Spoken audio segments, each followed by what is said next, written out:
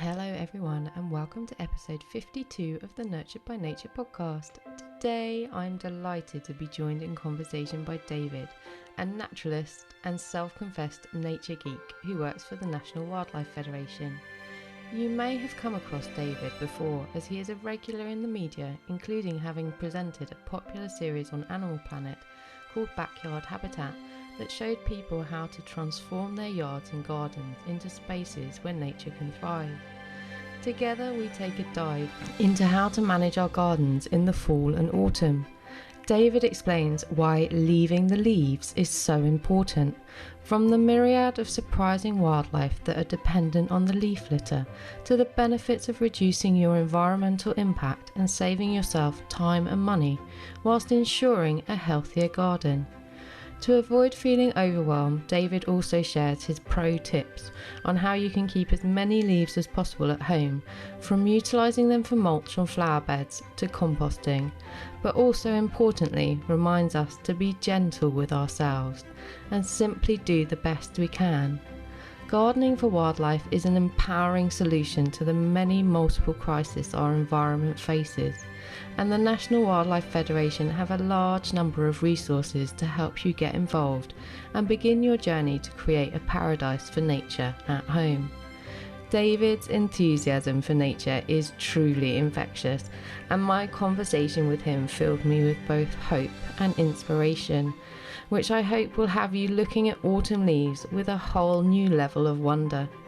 If you choose to leave the leaves this year, make sure to share your pictures with David and I to celebrate choosing to be a garden hero, stewarding your patch of the earth to ensure nature, wildlife and people can thrive. Well, welcome, David, and thank you so much for joining us today on this episode of the Nurtured by Nature podcast. I'm really looking forward to talking to you. We're going to share some great seasonal gardening advice for people who are wanting to encourage wildlife in their garden. But just to get us started, I always ask my guests to share a little bit about their nature story. And that can be anything of what nature's meant to you throughout your life, any fond memories or anything you'd like to just share to get us started would be lovely. Well, first of all, Fiona, I am thrilled to be here. I'm very excited to geek out with you about fall gardening and gardening for wildlife. And I have a little nickname for myself, and that's Nature Geek. And my Perfect. my nature story is really, people, they see my work for the National Wildlife Federation, and I'll be the first to admit I have the coolest job in the world. I get to be a nature geek, and you just kind of share my knowledge and my excitement as a naturalist with lots of other people and help get them inspired to want to get involved in conservation. But instead of doing it in a traditional place like a nature center or a national park, I get to do my job as a naturalist in the media. So I have hosted TV shows on Animal Planet. I have hosted TV shows on Nat Geo Wild. I am a regular on sort of the talk show circuit. And I do tons of podcasts and Yeah. media interviews just like this. You And did it's a like, you did a great a series on backyard habitats, actually, didn't you? So yeah, that's exactly yeah. right. That's actually how I kind of made the transition from just a traditional naturalist into somebody who's on camera. I wrote a book back in 2004 called Attracting Birds, Butterflies, and Other Backyard Wildlife. And it's a how-to book on how to do what the title says. It's how to create a wildlife-friendly garden that's natural and sustainable and kind of connects into the local Oh, ecosystem. amazing. And the next thing I knew, the TV network Animal Planet turned my book into a television series, a Oh, makeover show. incredible. And I was standing in front of the camera hosting TV shows at that point. So fast forward, gosh, next year will be 20 years ago that Oh, the Animal wow. Planet series Backyard Habitat came out. So, but going back to my roots, people always ask, "Oh my gosh, you have such a cool job. How did you get into that?" And I always tell people that I was born this way. Ever Oh, I since I love can that. remember, even as a very small child, I just loved nature. I loved Yeah. animals. I loved being outside. I was very fortunate to grow up in a neighborhood where and an era really in the 80s where here in the US, parents allowed their kids to go out and play Yeah. and explore nature. And my sisters and I spent our, afternoons after school and all summer long running around in the woods and climbing trees and catching Yeah. frogs and just playing games with our friends. And that, coupled with my innate draw to the natural world, I think was just the magic combination that Yeah. led me to do this as a career and, kind of land my dream job at the National Wildlife Federation when I was 24 years old. Oh, Um, wow. yeah, Amazing. next year I will actually be working at the Federation for half of my life. I Oh, turn 50 wow. Oh, next year. I congratulations. started, yeah, so it's kind of insane to think about. But I Yeah. do think it is, like many people out there, I'm sure a lot of folks listening also feel that innate draw to nature. Yeah. And I think pretty much everybody, I think, has it. It's whether or not it was nurtured. And so even if it wasn't as a child, I'm here to nurture your inner nature geek, everyone. Yeah. So, Oh, hopefully perfect. today you'll learn a few tips and tricks on how to create one of these natural gardens. And we're specifically going to talk about reusing your fallen leaves to do just that. Yeah, I love that. I mean, I've been quite lucky. I've got quite a diversity of guests, and there are a lot of us that have had this wonderful kind of, you know, exposure to nature as children. And some people have had that and then life has happened and they've gone off and then they've come back to it. But I've equally had people who didn't have that. They grew up in a real like urban environment and nature wasn't something that was part of their culture or their family life. And then they've come to it in later life. And I think it is this great kind of leveler that is available to all of us, no matter, whether we have a history with it or we're just creating our future with it. So it's fantastic.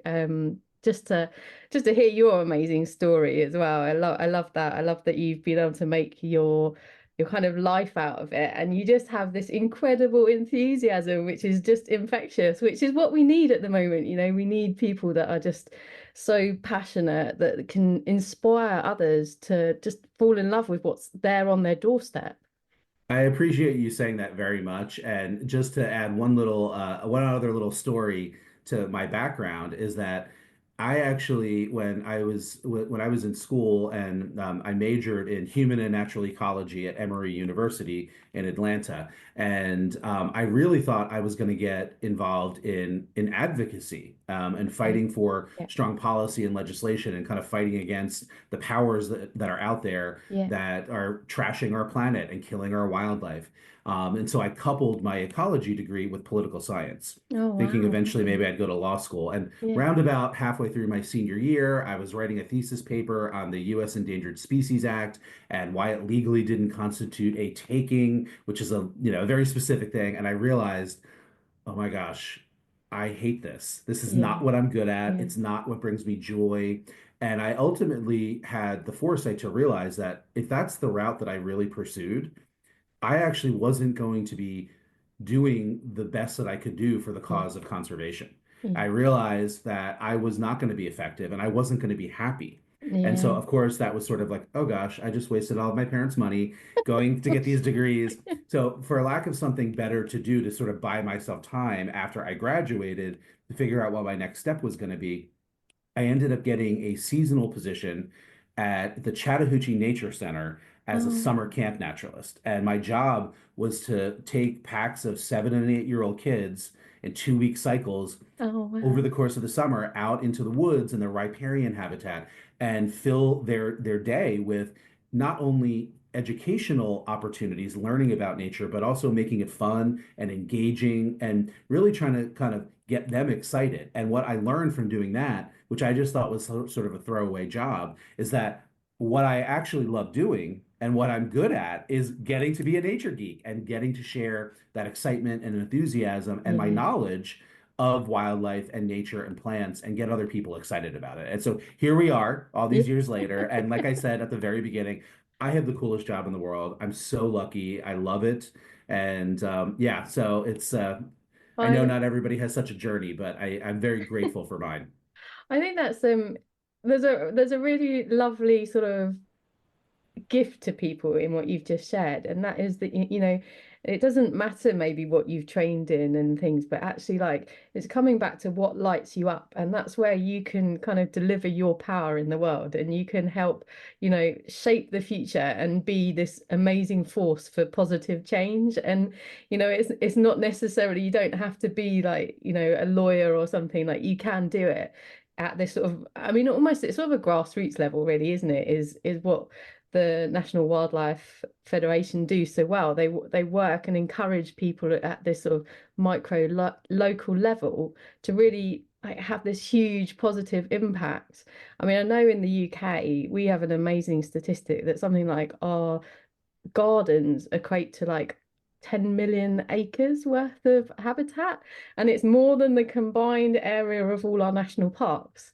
And it's like, it's just this incredible resource that is just sitting there, that is available, that people can actually immediately have an impact on. They don't have to wait for the government to change some law or legislation. It's like, it's there, it's in their power, they can make a change. And I think that's I mean, it's exciting. I love it. It's exciting for me. I know, I can see it's exciting for you too. So we're going to talk specifically about sort of seasonal at this time of year.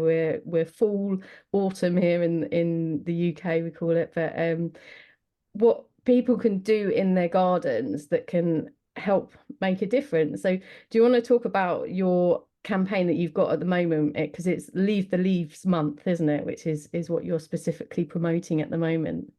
Absolutely. But before we dive into the leaves, figuratively, I suppose, although I highly encourage anybody out there to rake leaves into a pile and jump in them. It is good for your soul. But yeah, I mean, I just want to go back to what you said about the National Wildlife Federation's work in this sort of grassroots space. So for folks not familiar, the National Wildlife Federation is one of the oldest and largest wildlife conservation and education organizations. We're based in the US, and most of our program work is really focused in the US, but folks around the world can participate and join and all of that good stuff. And yes, we do the really critically important big picture level work on policy, on regulation, fighting for strong wildlife laws, and addressing climate change and clean energy and all of those things. But at the same time, we know that there's so many different ways to engage people, and Yeah. one of them is at this local grassroots level with the nature that's literally right outside our door, or could be if we simply make some different choices Yeah. about how we manage our own piece of the earth, which is our yards and our garden spaces, right? And so back in 1973, the National Wildlife Federation pretty much kicked off this natural gardening movement Yeah. in the US. Now, y'all in the UK are years ahead of us. You guys have always been way into your backyard wildlife and turning your gardens into these natural habitats. So we followed your lead, and we kind of kicked this program off that today we call the Garden for Wildlife movement. And really it's about kind of addressing the habitat loss that comes from human development. Yeah. As we've converted the woods and the old farm fields and the rural lands into more of a suburban sprawl, and replaced the native plant communities with pavement and strip malls and lawns, right? And Um, non-native and plants as well. and non-native Yeah. plants that have pretty much, sort of driven out all the wildlife. Yeah. And so this was a program that we designed based on wildlife biology, looking at like what the science says about what wildlife needs to survive, and then kind of translating that into a garden setting, right? So Yeah. how can I, as somebody who has a little patch of land, um, how can I make that into wildlife habitat? And so it was about helping the wildlife and maybe possibly helping with the decline of some, formerly common species that were pushed out by our urban and suburban sprawl and by our pollution and that kind of thing. But equally important is that it was an opportunity to give people a place to have that outdoor nature experience Yeah. that we are all so sorely lacking. Our Yeah. mission at the National Wildlife Federation is to unite all Americans to ensure that wildlife and people thrive in a rapidly changing world. And I'm going Yeah. to extend that to people around the world, not just Americans, Yeah, right? And no, so, it's what we all need, isn't it? Is to yeah. learn to be together and next to each other, and it be mutually, we're able to thrive. Right. And so that's what Garden for Wildlife is all about. It's about helping the wildlife. It's about giving us a place to get that daily dose of nature that we are all so desperately in need of, right? And so you mentioned native plants. That's really the core of it. And it's funny because when you start talking about quote unquote garden for wildlife, a lot of times people look at you a little weird and say, wait a second, aren't the wildlife going to destroy my garden? Aren't they going to eat all my vegetables? You know, and in some cases, sure, that does happen, but here in the U.S., we've got, white-tailed deer everywhere, and they are just devouring plants left and right because we got rid of all their predators, right? There's no Yeah, more wolves yeah, and there's no more mountain lions in many places. But the reality is that you actually need wildlife in your garden if you want to have a productive garden. Who do you think is pollinating all of our vegetable plants, or technically fruit plants? But I'm not going to get too botanically militant here, but like our tomatoes, our eggplants, or aubergines, or courgettes, or whatever you call them around the world, right? Squashes, peppers. These are all pollinated by our wild native bees, right? And yeah, so you actually need, which are wildlife. The idea that insects are wildlife, I think, is something that a lot of people, it's not intuitive, right? We think of wildlife and we think of the furry animals and the feathered and yeah, maybe even the scaled, but we don't think about the little critters. And, the garden for wildlife largely is all about those little critters, these animals that can safely coexist with us right outside our door. So, the insects, the songbirds, the small mammals, even the yeah, medium-sized mammals, the salamanders and frogs and other amphibians, the tortoises and turtles, right? These are totally safe to live around us. We're not talking about attracting, mountain lions or bears or moose or only if whatever you're to, really lucky. yeah, only if you're really lucky. Yeah, Exactly. yeah, So anyway, that's what Garden for Wildlife really is all about. And it starts with building the habitat, right? And how does Mother Nature provide habitat? It's through plants, and specifically the native plants that evolved in the region. They're co-evolved with the wildlife. They're really like two pieces of a puzzle. And so what it boils down to when you talk about quote unquote gardening for wildlife, it's really about planting the native plants and yeah, replacing those non-native species that we brought in because we think they're pretty, but really have no ecological connections. They don't support any other life.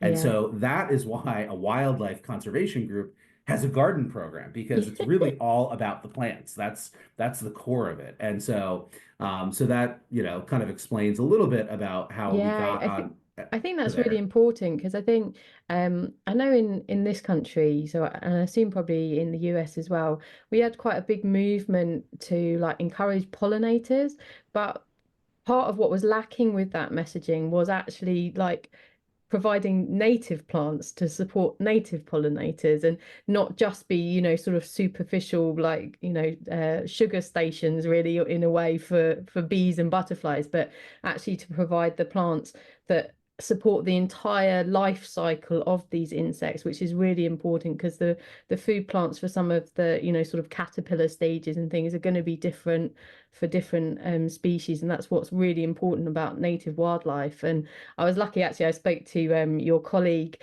and we did a fantastic episode specifically on your Garden for Wildlife um, organization that actually provides people with the information to find out what their native plants are and also buy them from them. So there's a lovely episode of that, and I'll link that in the show notes for people as well, so they can go and have a listen in depth to that conversation. But it is Brilliant. it is just such an important thing, isn't it? Like we're learning all the time. We're sort of, we're finessing these processes, realizing like we had good intentions with with our like pollinator plants. Perhaps we, didn't quite pick the best ones, but actually as we're moving forward, we're evolving and planting and forming that foundation is just the absolute cornerstone of supporting the biodiversity of of our wildlife going forward. Yeah.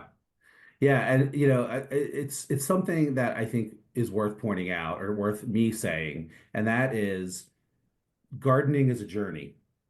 You're not always going to get it right the first time. Yeah. And I hear from so many folks who are very passionate and they want to do the right thing, and they really beat themselves up when they discover, oh my gosh, I planted the wrong thing, Yeah. and they take such guilt on themselves. Yeah. And this happens too with the leaving of the leaves for wildlife, which we'll talk about in a minute. Whatever we can do, is good, Yeah. right? And it's okay to learn and to change the way that you did things in the past.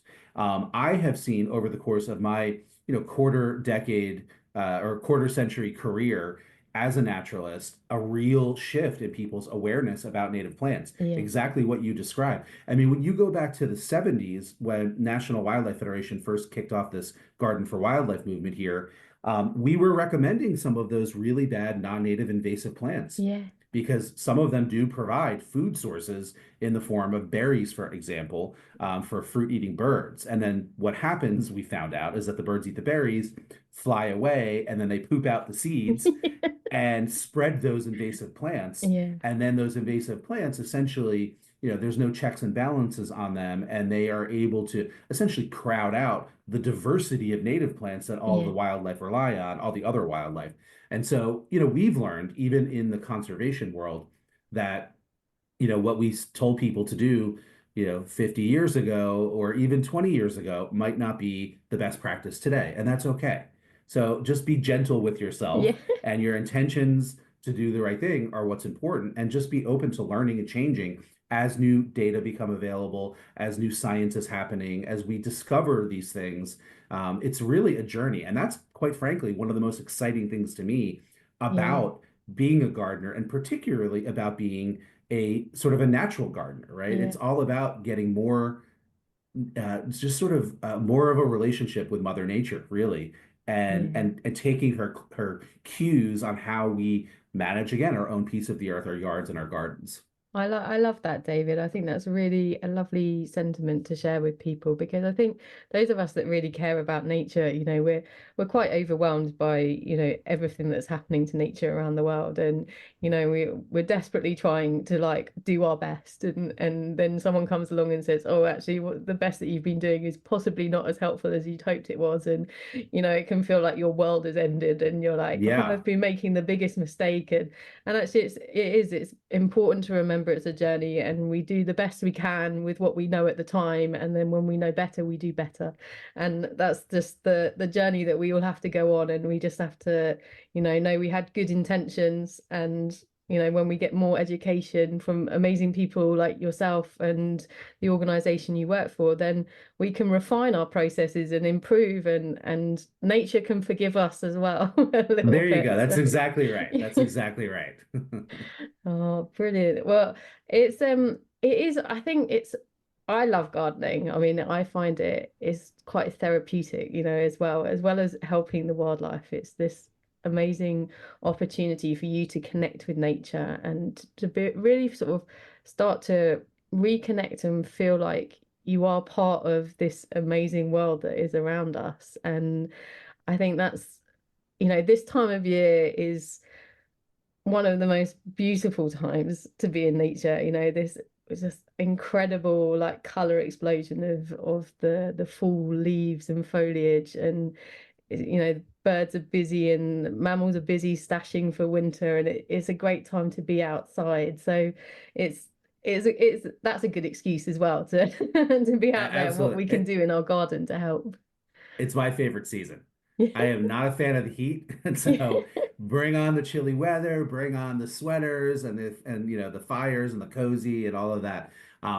And yes, you're absolutely right. It's a season of major change and movement in the world of wildlife and nature. As you mentioned, the vegetation is changing there from sort of reproduction and rapid growth to a season of sort of dormancy. Yeah. And that's true even in sort of, southern areas, or, here in the US, you're not going to get the explosion of fall leaves in Florida that you are in Maine, or Southern California that you might up in Washington, Yeah. but there's still seasonal changes that happen, right? And so, it's a season that I think oftentimes gets forgotten when we talk about gardening for wildlife, because everybody Yeah. thinks of spring and summer Yeah. when you think about gardening. But this is actually one of the biggest points that I want folks to think about, and that is that nature is out there doing its thing year round. Yeah. And there are wildlife out there that are looking for habitat resources year round. And so as you are becoming this sort of steward of the earth as a wildlife gardener, as a natural gardener, you want to remember that. You want to be thinking about each of the seasons, and whether that is, four seasons, spring, summer, autumn, winter, or depending on where you live, it might be the dry season and the Yeah. rainy season. Yeah. It doesn't matter. What you want to think about is what resources am I providing that are in sync with that natural rhythm of the seasons where I live? And am I providing the habitat, which really boils down to four things: natural sources of food, a water source, cover or shelter, and places where the wildlife can raise their young, or the resources that they need essentially to reproduce. You want to be thinking about all four of those things and how you're providing them in each season. Now, reproduction typically does happen in the spring and the summer, right? So maybe that's not something that you can really do much for in the fall and the winter, except with the Leave the Leaves. And again, we'll talk about that. I know we're teasing it a lot and we're going to do a deep dive on it. But just as we're still talking about the general bigger principles of gardening for wildlife, Yeah. remember there's stuff you can be doing in all four seasons or all two seasons or whatever. And it's important. You don't want to have a gap in the year when it comes to that wildlife habitat. Yeah, and this time of year is when you're setting yourself up for spring as well. I think that's the important thing is, nature's providing you some amazing resources at this time of year that you can, are gonna help you when you come to spring and summer next year. So it's the time for planning in the garden as well as making sure everything's got the resources it needs to get through the winter. That's exactly right. And it's one of the reasons why last year at the National Wildlife Federation, we decided to designate the month of October as Leave the Leaves Month. And this is a message, and it's a part of our Garden for Wildlife program, for as far back as I can remember. And we've been talking about the value of keeping those fallen leaves on your property, in your garden, Yeah. as much as you can for wildlife and for the greater ecosystem for a very long time. But it's really beginning to gain some traction. And lots of folks, I think, like we're sort of at a tipping point with people realizing how important those fallen leaves are. And so we thought, you know what, let's really amp this up and let's get Yeah. everybody talking about it. So Yeah. that's why October is Leave the Leaves month. But again, depending on where you live, your leaves might not fall until November or even December, or maybe they start falling in September. That's not important as much as take the message of Leave the Leaves month and apply it to when the leaves are falling where you are. And here is why leaving the leaves is so important. There's really three main reasons from my point of view. The first one is that fallen leaf layer that naturally occurs in nature is incredibly important habitat for wildlife. And it's important habitat now in the fall for a bunch of species. But you just touched on something that is one of the biggest reasons why it's important. It's because without the fallen leaf layer, come spring, many wildlife that otherwise could be out in your garden won't actually be able to exist. So, and some of it is surprising. So, I'd like to just sort of walk through some of the wildlife Oh, that'd species be fantastic. Yeah, I'd love that that. really rely on that fallen leaf layer. So, I think it's probably fairly intuitive to gardeners that invertebrates like earthworms, for Yeah. example, utilize and live in and under that leaf layer. They actually eat the fallen leaves as they decay, and then they turn them into, beautiful, rich soil. So, there's earthworms and many other sort of invertebrates that live in and under that natural leaf layer. One of my favorites are the pill bugs. Now, I'm not sure if you have them in the UK. I would be surprised if you didn't. They're essentially, we call them pill bugs, or some folks call them roly-poly. Some people call them potato bugs. There are these little land crustaceans. They're usually sort of a silvery gray. Some species can Um, roll up into a little ball. I think we might call them like woodlouse or something like Yes, that. yes, Yeah, woodlice, yeah, yeah, exactly, yes. yeah. And so, thank you for helping expand my naming of wildlife, my regional, global naming of wildlife. So these are incredible little creatures. Like I said, they're land crustaceans. They actually breathe through gills, Oh, and so the wow. leaf layer is naturally moist. It acts like a Yeah. sponge, and so those little guys are running around that leaf layer too, and they're really important detoxifiers of soil as they're decomposers as they eat that fallen leaves and other things in the soil. They're able to like remove heavy metals and things like that. So Oh, they're pretty incredible. fantastic. Yeah, And wow. they're just never going to exist in a lawn. No, They need no. that leaf layer. But there's a few other groups of invertebrates that I really want to focus on. The first that are very beloved here in the US are fireflies. Oh. And again, I don't think you have them in the UK, but Yeah, not I fireflies are think not lightning to the extent bugs. that you guys do, definitely not. Whether we've got a few species maybe Yeah. in odd areas, but yeah, it's certainly not. You guys have cornered the market, I think. They're really, really incredible insects, and they are essentially they're you know we call them lightning bugs or we call them fireflies, but they're actually neither flies nor bugs. Both flies and bugs are actual specific orders of insects. What fireflies actually are beetles, and Oh so they wow. have the typical beetle life cycle of they Yeah. hatch from the egg as a into a grub. That's the larval phase of beetles. And so those little firefly grubs, guess where they live? In the fallen leaves. Yeah. So we think of the fireflies as these beautiful flying insects that are, flitting around and lighting up in the summer months and providing that just incredibly beautiful sort of neon light display. But without that fallen leaf layer, those animals don't have what they need to raise their young, even though they don't directly take care of the babies, right? That's what we mean by places to raise young, the Yeah. resources necessary for that phase of life. So fireflies rely on the leaf layer. Another group of insects that rely on that leaf layer are bumblebees. Oh And wow, okay. Yeah. and you definitely have bumblebees Yeah. in the UK. We've got a bunch of species here in North America as well. And so, the workers, the bumblebee workers basically die off in the winter months. Yeah. But the new queens leave the hive, and what they do is they bury themselves under that leaf layer, Oh, oftentimes in little burrows, and that's yeah. where they overwinter. Yeah. The other one that is really, really huge and critically important and shocking to people when they learn that this group of insects rely on the leaf layer is butterflies and moths. Oh, okay.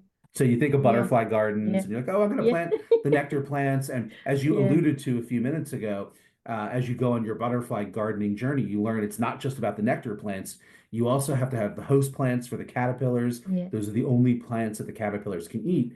But what happens to the caterpillars before they become a butterfly? They pupate. So they turn into a chrysalis, or in the case of moths, they turn into a cocoon. Most species spin a little web. And so what happens to them at this time of year? How do we go from the warm months where these insects are active and Yeah. then they disappear for the winter and then they emerge again in the spring? Yeah. Where do they go? Well, many species of particularly moths overwinter as pupa in the leaf layer. Wow. And in some places here in North America, 94% of our moth species are doing that. They're dropping Wow. off of their Wow. That's an caterpillar host incredible plants. statistic. Yeah. Yeah, and in the eastern US, for sure, that's the case. And they are overwintering as pupa. Some species do it as caterpillars. Some species, like the morning cloak butterfly, for example, actually bury themselves in the leaves and the woody debris as adults, and they're able to spend the winter that way. And so, and actually, some species of caterpillars actually feed on the dead leaves. So Oh, there's okay. some butterflies like the red-banded hair streak that do that. So it's kind of Oh, fascinating. wow. Those leaves are Yeah. food and their insulation and their shelter, and that they're basically the nursery for the final phase of those juvenile phases before those insects can sort of become adults and complete their life cycle. So when you at this time of year get rid of all of your fallen leaves. You are literally throwing away the next generation of these Mm. incredibly beautiful insects, these critically important pollinating insects, the bumblebees and the moths and things like that. And here's the thing, even if you don't care about the bugs, right? And a lot of people don't, even though they are they're the little animals out there that are keeping the world moving, right? Yeah. The insects Yeah. and other invertebrates. Think about this, and again, this is for the US, but I'm certain that there's probably a similar statistic for the UK. 96% of our upland terrestrial birds, so pretty much all of our backyard birds, not the Okay. waterfowl or that kind of thing, upland terrestrial birds, 96% of them rely on a diet exclusively of insects and other invertebrates as the only thing that they could feed their babies. Yeah. And the biggest sort of sector of insects that they're using are caterpillars, specifically moth Yeah. caterpillars. Yeah. So if you throw away your leaves, you literally wipe out the next generation of those caterpillars that otherwise would have been present in the landscape in the spring. And what you're doing is robbing parent birds from the only foods that they can feed their babies. So if you like watching birds, and so many people do, you absolutely must create a garden space that is actually producing lots and lots of insects. And Yeah. it's not just a few. There was a study done again here in the US that looked at Carolina chickadees, little Oh yeah. chickadees, Oh, they're and gorgeous. found that one pair of chickadees, in order to successfully raise one nest of babies from hatching from the egg until they fledge from the nest, which only takes a little bit over 2 weeks, those parent chickadees needed to catch between 6 and 9 thousand insects, Yeah. one nest of babies, right? Yeah. Now multiply that by all the other birds, right? And Yeah. you realize that our gardens actually need to be producing literally billions of insects if we actually want to have a beautiful bird population and have our pollination and all of those other things. So, I mean, and that's just the invertebrates that we've talked about so far. There are all sorts of other wildlife that rely on that leaf layer. All of so many amphibians, Yeah, I was gonna salamanders and say, like frogs. toads and things in this country, you always find them, a nice little leaf pile they'll be in there. Absolutely, yeah. Most amphibians, they like a moist environment. Again, we've talked about how the fallen leaf layer kind of helps retain some moisture. And even toads, which have sort of drier, bumpy skin, they like to be in those leaves. They're camouflaged, most toad species, right? They look like fallen leaves. Yeah. There's a reason for that, Yeah. because that's where they want to be, right? And salamanders are just incredible animals. Here in the eastern US, for example, we actually are one of the global hotspots for amphibian diversity, specifically Oh salamanders. wow. Oh And wow. most people don't know that. Like the Smoky Yeah. Mountains, the Southern Appalachian mountain range is a global hotspot for amphibian diversity. And most of those species are living in the leaves or under them. Frogs as well, terrestrial frogs anyway. So they're incredible animals. So many of our native lizards and woodland turtles, like the beloved box turtle that we have here in the US, they live in the leaves, right? So there's all of these other critters. And then there's mammals, shrews, which are one of my absolute favorite animals. Um, and I know they're beloved in the UK too. I think of the Wind in the Willows and Yeah. sort of all of those sort of Yeah. stories that and they're definitely, they're tough little critters and they're Mhm. insectivores. They're feeding on all of those invertebrates living in the leaf layer, but that's their natural habitat. You want them around.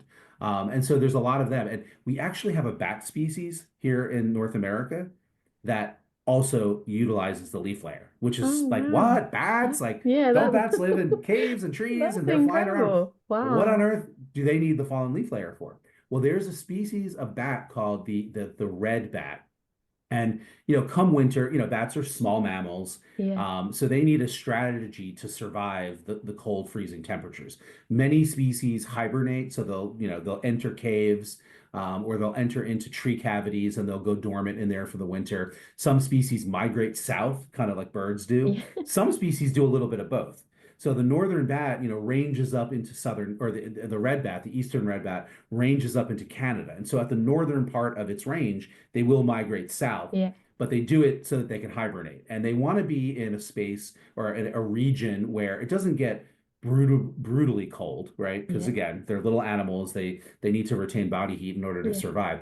But what they do is they will roost up in the trees and they'll go dormant up there. But if and when the temperatures really get frigid, if it really drops below freezing, the eastern red bat will actually drop down to the ground Wow. and bury itself under those leaves, which Wow. again provide insulation. And they roll themselves up in a little ball and they're very furry and they actually can survive those sub-freezing temperatures under the leaves. Shocking, right? Who knew? I think that's one of the coolest things No, when I learned that's about that. incredible. I love Yeah. that. And I mean I've seen in this country as well, like we've got hedgehogs, they will utilize the leaves to make, Yes. nests for themselves. I've also we've got like badgers and things as well, and I've seen them bringing leaf litter into their burrow their sets to again, bedding for themselves, insulation, warmth for winter. So yeah, it does just go. It goes right through the whole spectrum of wildlife, basically, from the tiniest to some of the bigger animals, of it is useful and needed to them for their whole life cycle. Yes, absolutely. So that is, sort of the number one reason for the National Wildlife Federation why we're so into the fallen leaves, because they're wildlife habitat. It makes Yeah. sense. But there's really two other big reasons why we encourage people to keep their leaves on their property. The second one after wildlife is probably, quite honestly, an even bigger one. And it's also kind of shocking when people learn about this. And that is that keeping your fallen leaves can have an impact on global climate change. Oh, wow. Here's why. And again, I'm not sure how much this applies to the UK because I'm not as familiar with sort of your municipal waste streams. Yeah.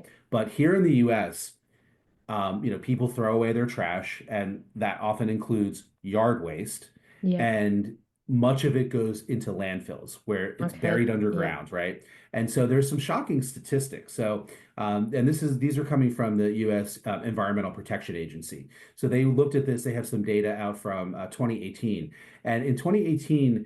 They recorded over 35 million tons. I think it was 35.5 Wow. million tons of yard waste Wow.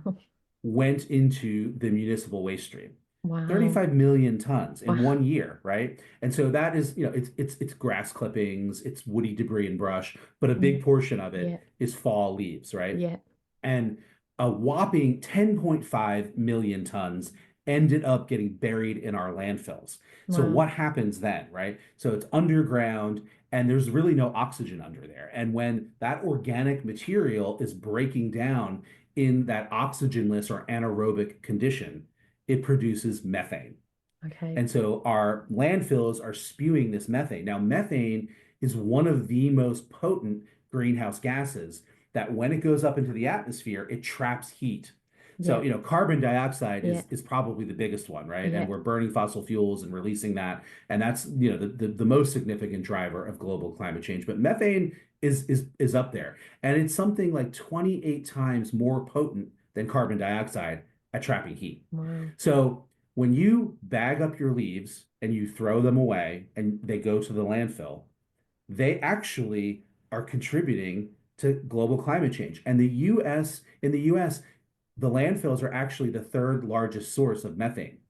Oh. So it's not like an Yeah. insignificant thing, Yeah. right? Wow. So Yeah. this so I guess, what I want folks to think about is keeping your leaves on your property isn't going to end climate change, right? We obviously need to address that at the big picture level, but it is absolutely something that we can all do. It's a personal action that we can take that can and will make a difference. And it might be small on the individual level, but all of this stuff, the entire concept of Garden for Wildlife, and particularly the Leave the Leaves concept, is all about thinking globally, but acting locally. Yeah. And when I do it, and you do it and our neighbors do it, it does actually add up. And that's true whether it's reducing your lawn and planting more native plants, or not using pesticides, or keeping your leaves out of the landfill.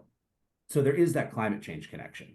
Um, so it's about the wildlife habitat. It's about these small personal actions that we can take, to minimize our own contributions to global climate change. And then the third reason why we encourage people to leave the leaves is probably the simplest, and that is they're a free resource. Yeah. So think about this.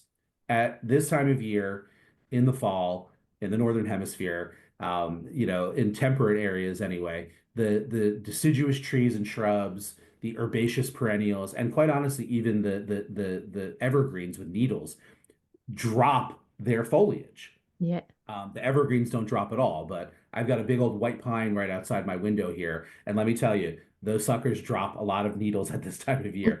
But what happens to those leaves and needles when they fall off? They fall down to the base of the plant where they cover the soil, where they absorb moisture and retain that moisture in the soil. They suppress weeds and they slowly compost and break down and return nutrients right to the root zone of the plants. That to me sounds an awful lot like mulch and fertilizer, Yeah. right? Yeah. Right? Yet we have been trained by sort of the industrial gardening complex And I say that kind of facetiously, but it is. It's a big industry, right? Yeah. That makes a lots and lots of money. And they have told us, oh, well, you have to rake away all your leaves, right? You have to have a pristine looking lawn. You can't have any of that stuff. It's messy, it's ugly, it's dirty, and throw it away. Oh, and by the way, let me sell you back bagged mulch and chemical fertilizers, Yeah. right? Yeah. It's insane. Mother Nature gives us this Yeah, stuff, yeah, right? and you add the plastics to that. It's like you bag your leaves into plastic, and then you Right. like, and you throw it in your landfill, and then you go to your local Right. garden Right. center and buy more plastic wrapped compost and mulch, and yeah, Exactly, right? And so it's like sometimes this stuff is just like it's like that light bulb of like, oh wow, like it really is simple. Like yeah, I don't have to do all this stuff. I don't have to spend all of this money. I don't have to have all this negative ecological impact. In fact, I can do just the opposite. I can keep it simple. I can reuse, recycle what Mother Nature is giving me, right? And so leaving the leaves on your property, or at least as many as you can, is really important because it supports wildlife. It minimizes our personal contribution to climate change, and it makes gardening easier and cheaper for us. Like it's a win-win all around.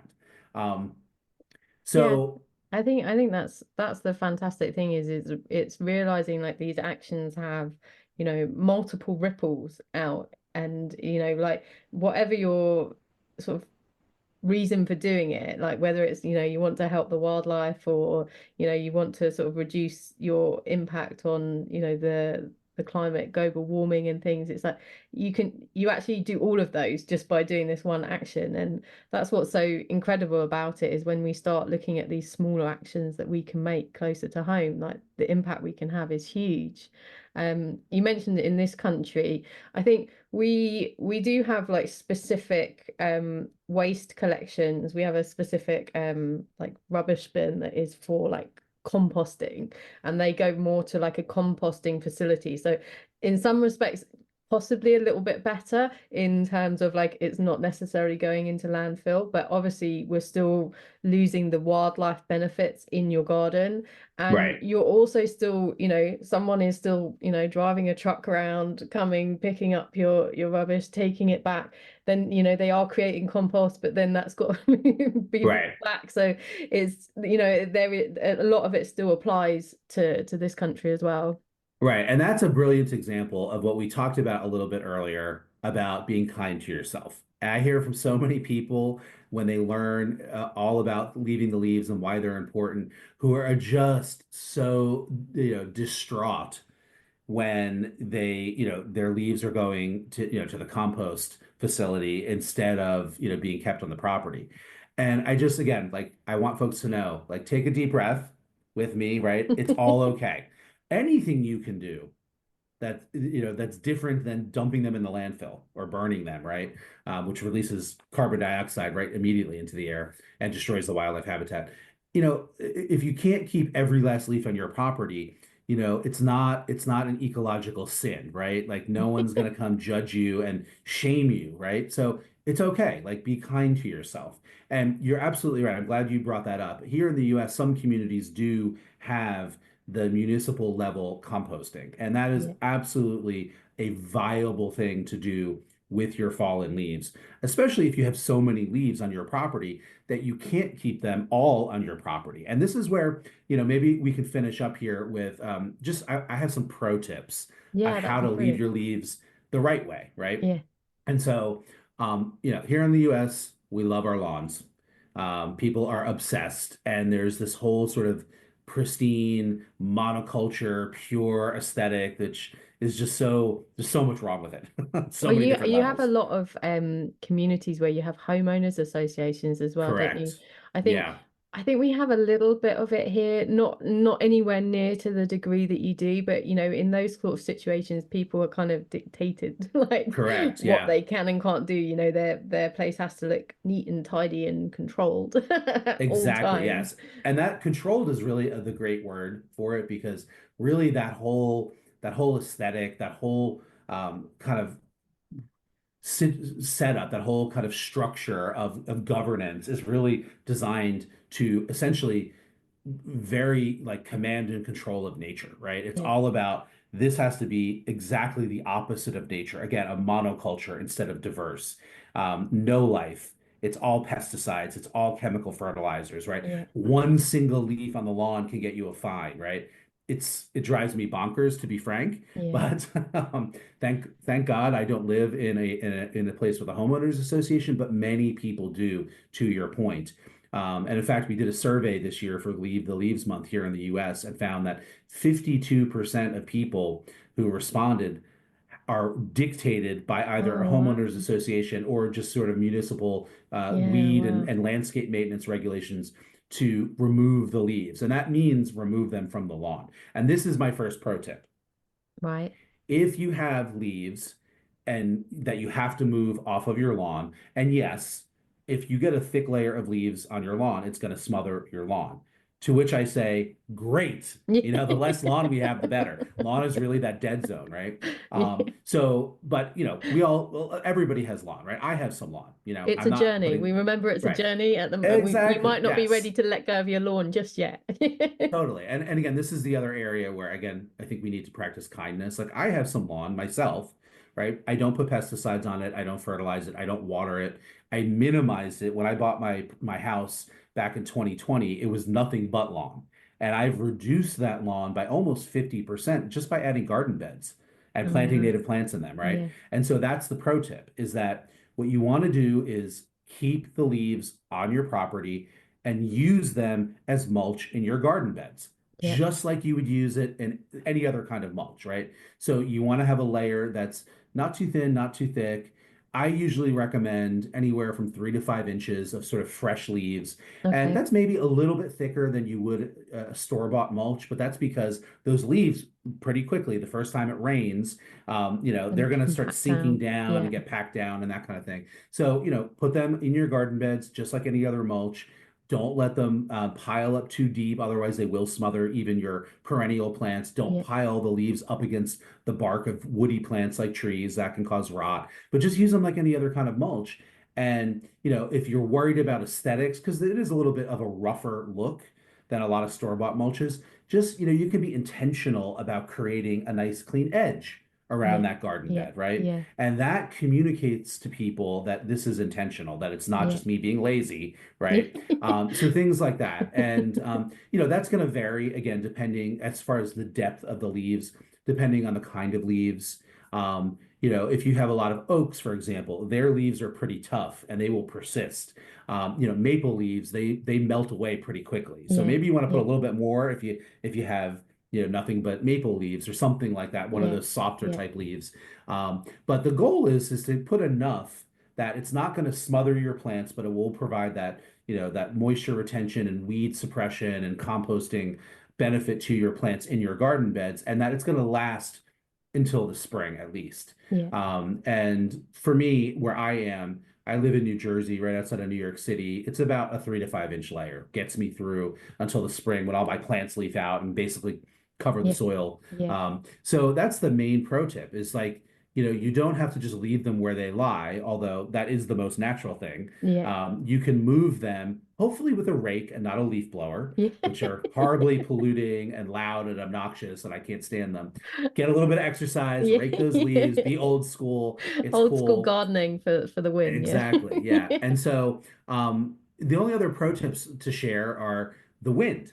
So I mentioned when the leaves get wet, they're going to sink down a little bit. And so that's one of the number one sort of fears that people have is, oh, I'm going to move them all. And then the first time the wind blows, they're going to blow back on my lawn. And yeah, that will happen to a degree, but just get the hose out and wet them down Yeah. after you Okay. move them into the garden bed. And That's that a really good solves idea. Yeah. 90% of that. Yeah. And it also helps them become the natural leaf layer where all Yeah. the wildlife live because the leaf layer needs that moisture. Um, we talked very briefly at the very beginning about sort of regional differences. Yeah. And so that comes into play again with the kind of leaves or needles. In the American South, a lot of people have a lot of pines, and so they Yeah. use pine straw, is what we call it. And Okay. so use your pine straw. That's totally fine. Mix it with deciduous leaves. That's fine. However, if you live somewhere where wildfire is an issue, Okay. you definitely want to follow the local best practices for fire safe landscapes. So Okay. here in the American West, for example, which is naturally a lot more arid than the East is, and again with climate change, we're seeing incredible increases in the amount of wildfires happening and the intensity of them. It's a real huge problem. People are losing their lives, they're losing Yeah. their Yeah. property, et cetera. And so it's an important message is that, we don't want you to, leave the leaves because it's good for wildlife and put yourself at risk, right? Yeah. So just Yeah. follow the best practices for fire safe landscaping. And what that means essentially is that you can still have natural landscaping, but maybe not right against your house, right? Create Okay. that fire free zone. And in fact, the National Wildlife Federation, we've just put out a tip sheet about fire safe landscaping that will give you some more pro tips about that specifically.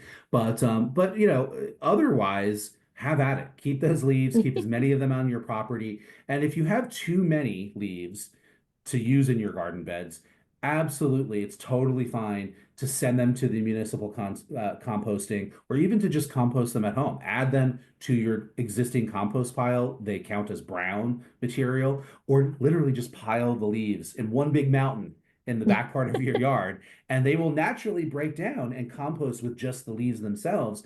And come spring, that stuff is called leaf mold, and Yeah. it is really, really great sort of natural fertilizer in your garden bed. So, there's so many different ways that you could do this. Whatever you can do is a good thing. Don't beat yourself up if you can't keep every last single leaf. Yeah. Um, if you have too many leaves, I also actually would recommend getting in like touch with your neighbors, with your local gardening group, with your local birding or butterfly club, and offer them out. I am one of those weirdos that I don't have enough leaves on my own yard to fill my own garden bed. So I take a tarp up and down my street and I rake all of my neighbors' leaves that have put them out on the curb for the, collection, Yeah, and I drag them back. I was thinking that. I was thinking, oh, I wonder if there's like, we have allotments, which is where like people have sort of communal like vegetable areas and stuff where people might be, wanting extra leaves to go into their own compost bins and stuff. So again, it comes back to this idea of community as well, isn't it? It's like, like in the same way that, all the wildlife kind of works together, it's like, actually we can kind of bring that into our own communities and how we're managing our gardens and realize that, perhaps we don't have to manage our garden in isolation and maybe our neighbor might want some leaves or we might want some of our neighbor's leaves. And That's it's, exactly right. I love that. It really is about community. And, also plant sharing, right? One of the best ways to get the great locally native plants is to hook up with friends and neighbors who are growing them. And so I do encourage people to get involved in those local native plant groups. And again, the birding clubs and the butterfly yeah. folks and the pollinator fans. And, nowadays with social media, there are tons of online groups on Facebook and Reddit and places where you can connect with other folks who are interested in this, and you can get the leaves if you need them. You can maybe find a home for the leaves if you have too many. You can get the great native plants and pro tips from your friends and from this community of people who are doing this. It really is. I love that idea that it's the gardening for wildlife is about restoring the natural community and the relationships between the plants and the animals. And that's really what the definition of ecology is. But it's equally about restoring the human community, right? Yeah. Yeah. And I love that. As I said earlier, the Garden for Wildlife movement at the National Wildlife Federation, it's about helping wildlife, but it's also about helping people connect to nature. And that community aspect is something I never really thought about. So thank you No, for saying that, because now I'm gonna internalize that. And I'm gonna share that in my next interview because it's yeah. really important. I think it's it's like we all have like in the UK perhaps quite a lot of people, especially a lot of the newer built properties have quite small gardens and things. So it's like if you can, create a bit of community, it's like, you can complementary plant amongst like, and create a bigger scale of habitat although you're all doing your own little piece of it, like a mosaic. And I think, yeah, it's just exciting. There's so many ways that you can go with this. And I mean, one of the things that I've spoken to people before about is like when you start gardening with nature rather than, like, trying to enforce your will on it, is like a lot of the native plants quite like to migrate in your garden as well. They like to go, Yes. you go, oh, I think you'll be good there, and they go, no, I think I'll be better over here. And I think, that's a bit with leaves as well. If obviously if you're not in a wildfire risk area, and you can have a little bit of time, see where the wind sort of blows the leaves to settle, and then think, oh, that might be a good place to actually make a nice pile or a compost heap or something. Yes. And yeah, just play with it and enjoy it, and see what happens. And maybe if you've got a bigger garden, get some trail cameras, and you might catch Oh some my of the gosh. critters using it. Yes. And I yeah. totally do that, by the way. Yeah. I don't even use like trail cameras. I've got these little sort of security cameras that you Oh can buy yeah, yeah. nowadays. And they're all, they're all Wi-Fi based and they're all linked. So I like put those all around my property and I get to see who's walking around. And, I've seen the local fox who comes in and out of my yard on the regular basis that I very, very rarely see with my own two eyes. I've seen warblers that I never would see because they're typically up in the top of the trees that happen to come down to the ground for like 2 seconds, and Yeah. I would never would have known that they were in my yard. So absolutely, I love that idea. And but yeah, the whole idea of gardening with wildlife is you can really just take some of the pressure off. Yeah. And we we have so many other things in life that give us pressure that we have to worry about. And so I feel like being a little bit more natural in your approach to your yard or your garden. And it's just it's like almost like an act of self-care and kindness, right? Like Yeah. just go with the flow. Take that Yeah. deep breath, like I said earlier, and just sort of get in Mother Nature's rhythm. And Yeah. it's good for you too, It's good for our emotional well-being to get out in the garden and enjoy it and be natural. So that's what we really hope people are going to embrace with Garden for Wildlife and this Leave the Leaves campaign. That's why we do this stuff at the National Wildlife Federation, because we know it works and there's data behind it. We know that when you do these things, wildlife will increase. We know that people will have more wildlife watching opportunities when you do this. And we know that when we all do it, the collective benefit really does add up. Even though it's a small personal action, when lots of us do it, we do create those green corridors through Yeah. our cities and our towns and our neighborhood. But it really starts with you.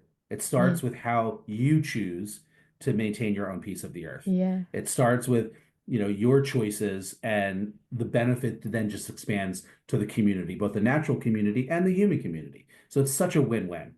Yeah, and I think you've also got a wonderful opportunity. People can certify their gardens, can't they, with you, to show they kind of pledged like their Yes. allegiance, as it were, to wildlife, and creating a better future for biodiversity and things. And I think that's lovely as well, because it kind of particularly perhaps if you're in a homeowners association or something, it gives you a little bit of credibility, a bit of support as well, that you know Absolutely. you're breaking the mold, but you're doing it, backed by science and a big Exactly. Yeah. organization. And yeah, Yeah, that element of recognition that we call certified wildlife habitat designation for your yard or other garden space that you might have is has always been a part of this Garden for Wildlife movement at the National Wildlife Federation, and that's because we want to recognize people for yeah, doing the right thing, yeah, and it does create a sense of community, and that's really how I think of it. When you choose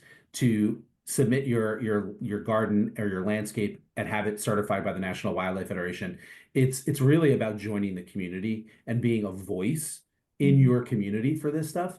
And look, the wildlife can't read the sign, the yard sign, right? It's not like they don't care, right? The most important thing is that you create the habitat. But when you opt to go that extra step and join the community by certifying, well, number one, not only do you help support the mission of the National Wildlife Federation, because there's a fee involved and that money goes right back in to help support our program work. So, Yeah, helps, it's what allows me to come out and do this kind of thing. But when you post that yard sign that said this landscape, this garden is providing food, water, cover, and places to raise young for the local wildlife, it does add a sense of legitimacy, which could be practical, right? It Yeah. could be the thing that you need to get your neighbor or your HOA from harassing you if Yeah. you have a more natural aesthetic to Yeah. your garden. But it also spreads the word, and there is Yeah. no better grassroots way of really getting the word out than when folks participate and they Yeah. put these yard signs out. I see Yeah. them as I travel around the country here in the US. And it's like I get the biggest charge out of it every single time I spot one of our signs because Yeah. it's so cool. And I know that people, neighbors are asking that person who went through that process and certified the property and put the yard sign out, what is that? Oh, and it's a learning opportunity. It's a Yeah. conversation starter. Yeah. And in marketing, there's that sort of rule that people need to see or hear something seven Yeah. times Yeah. before it sinks in and before they Yeah. start to notice it. So everybody that's out on their morning walk, their morning jog, or walking their dog, or even just, driving by is, seeing that message. Yeah. And, Yeah. hey, if it works for, wasteful products that we don't need, let's utilize the same Yeah, tactic for good exactly. stuff, right? And so That's it. that's That's what the it. yard signs are all about. And we actually, and even though again, National Wildlife Federation is based in the U.S. and much of our program work is focused here, programs like Garden for Wildlife and the Certified Wildlife Habitat designation are open to people everywhere. And we'd love to get more folks in the UK participating. Yeah. Again, mostly because you all really are the leaders in natural gardening.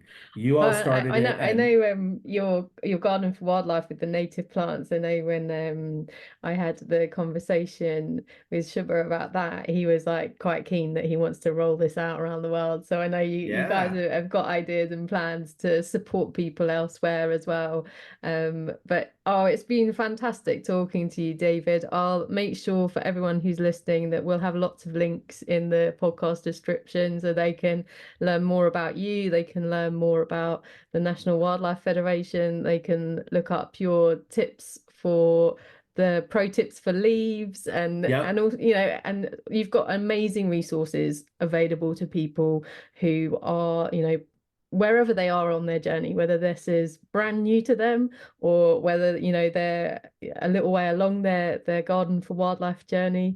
There's amazing resources on the websites that they can make use of. Is your book still available if people It yeah sure is, yeah. It's so called Attracting Birds, Butterflies, and Other Backyard Wildlife.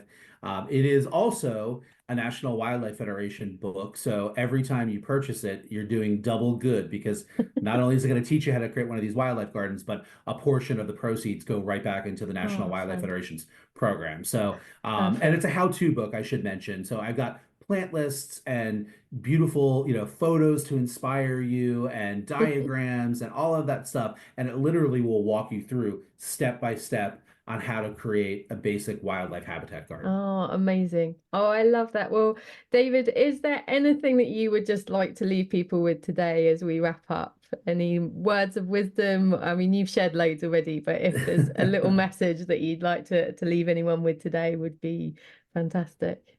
I think it's just the simple message that it's our choice on how we want to steward this planet.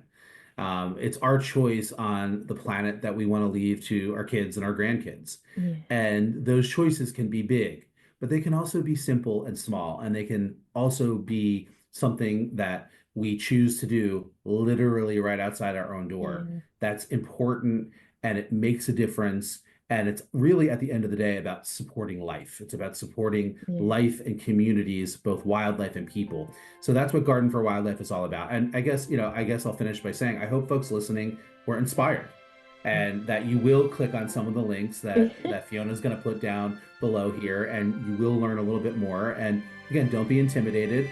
Start where you are, learn as you go, and we're here to help you. Yeah, and also if you're leaving your leaves, tag us in your pictures as well. So, display them proudly and we'd love to see them on social media. There's links there as well, so you can tag us and share. That'd be fantastic.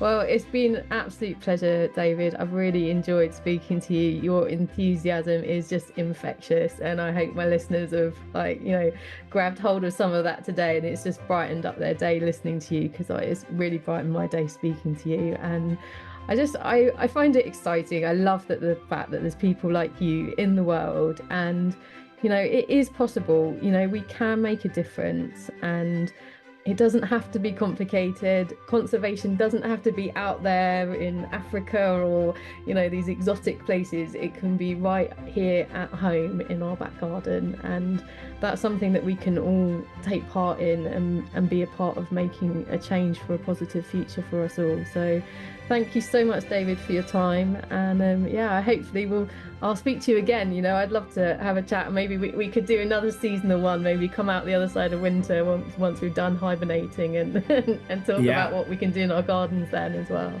Well, it was my pleasure, and sign me up. I will come on anytime you want to geek out with me about nature and wildlife and all this good stuff. Oh, brilliant. Thanks, David. Thank you. Thank you so much for listening to the Nurtured by Nature podcast. I truly hope this conversation has brought some hope and inspiration into your life. I would love to have these messages ripple out across the world. So if you can, please share this episode with your friends, leave a review on your favourite podcast player, and make sure you subscribe so you don't miss the next episode.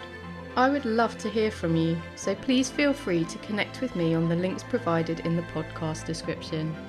But most importantly, thank you so much for being a part of this journey with me. But don't forget to simply get out there and enjoy the natural world.